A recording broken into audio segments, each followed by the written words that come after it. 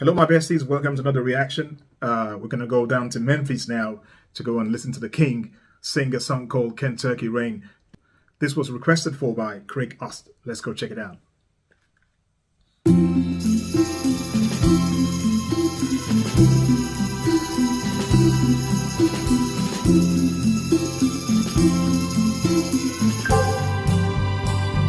Seven lonely days and a dozen times ago, I reached out one night and you were gone. Don't know why you'd run, what you're running to or from. All I know is I want to bring you home. So I'm walking in the rain, thumbing for a ride on this lonely Kentucky back road. I've loved you much too long, my love's too strong to let you go, never knowing what went wrong.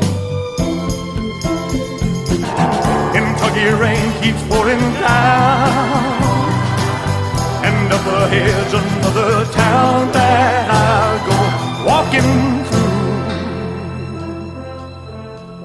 with the rain in my shoes,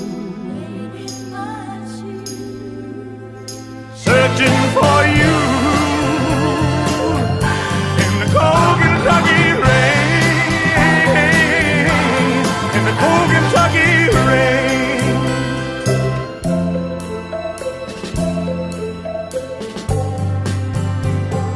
Showed your photograph. The King sounds in great voice here.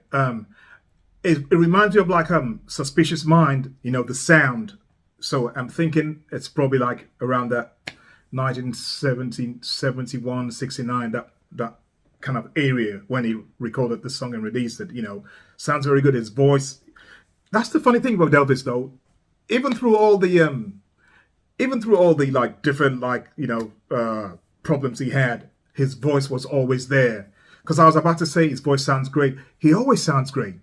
You know, Elvis always sounded great, and he sounds great here as well. And every time I hear him sing a song about loneliness, about heartbreak, especially during the 70s, I always think of Priscilla, and here I'm thinking about Priscilla as well. Although I think this happened before their breakup, so but I'm still thinking about Priscilla. I like it. It sounds good. I want to hear some more.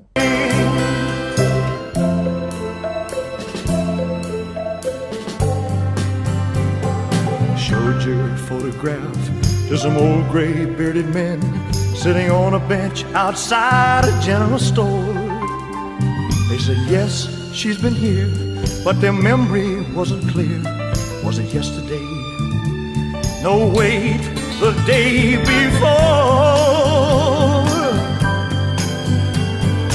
Finally got a ride with a preacher man who asked, were you bound on such a cold, dark afternoon?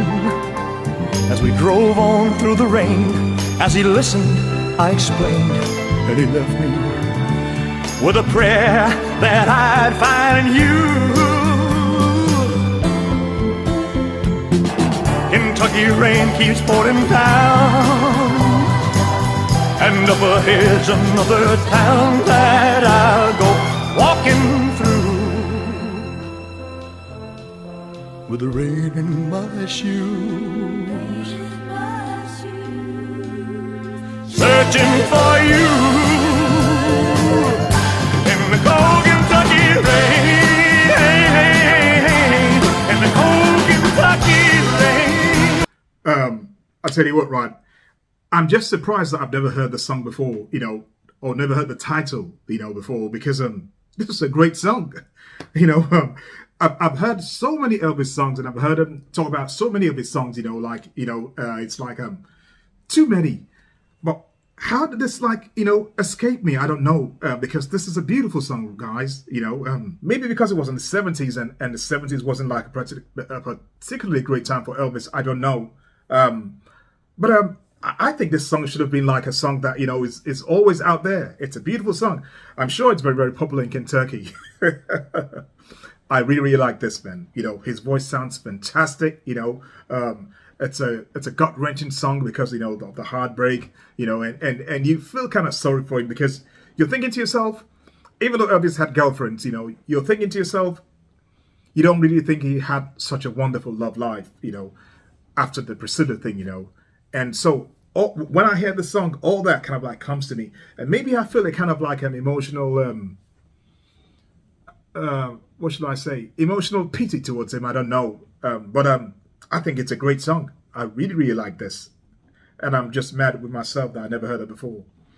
But now I found it. Let's get some more. Searching for you in the cold Kentucky rain, in the cold Kentucky rain, in the cold Kentucky rain, in the cold Kentucky rain, cold Kentucky rain, in the cold Kentucky rain.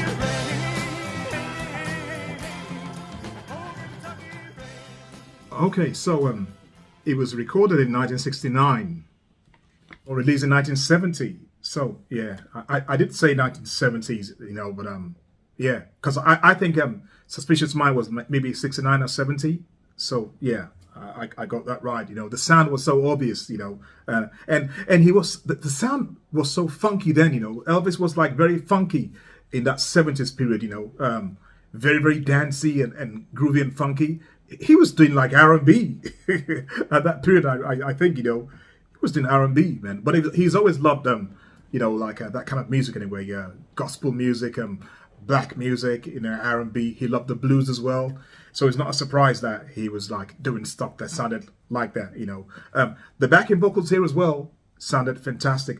But that's another thing, right? He's always had like great backing vocalists. I think because Elvis loved gospel so much, and he was such a good singer himself, I think he paid great attention to voices, you know, and that's why he always had amazing backing vocalists. You know, if you go back as far as the 60s, right, you know, all his vocals and the backing vocals, the harmonies, they were always perfect. I mean, when he had those girls, what were they called now? I don't remember now. But, you know, those three black girls, you know, they did some serious harmonies for him, right? And then he also had some guys who were like doing, you know, like backing vocals for him as well. And when these like do gospel songs, it would just make the hair on the back of your neck stand up, you know. And he had that guy who had a very, very deep voice as well. So he's always paid attention to voices.